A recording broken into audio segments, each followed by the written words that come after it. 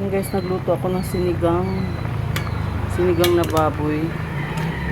Ayan, nung lumambot ang gabi guys, dito ko na dinurog, pero hindi naman lahat.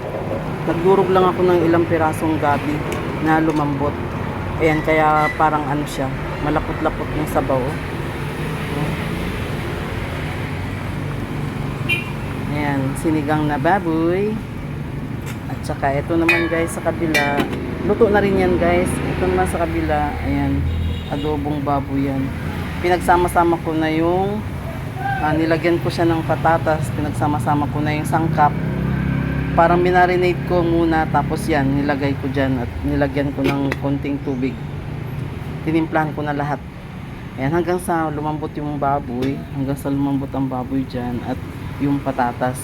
At saka yung tubig niya kailangan maiga-iga siya ng konti. So medyo may sabaw-sabaw yan pag maluto. Nagmamantika. So masarap yan guys. Salamat. Yun lang. Thank you very much. Ito yung ginamitan pala na na sampalok na bunga. Ayan, binalot ko muna dito at nilagay ko dito sa pinagsigangan ko. At nung lumambot na siya, ayan, saka ko siya sinala dyan. O diba? Organic ang pagkakaluto. Ayan. Ayan na. Diba guys, masarap? Oh. Organic ang pagkakaluto. Sarap. May kangkong siya, tsaka okra lang. Yun lang ang gulay niya.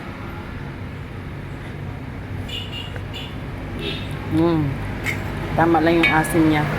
Kailangan guys ang paglagay ng sampalok, tansyahin lang yung niya, yung dami, kung gaano karami ilalagay ng sampalok.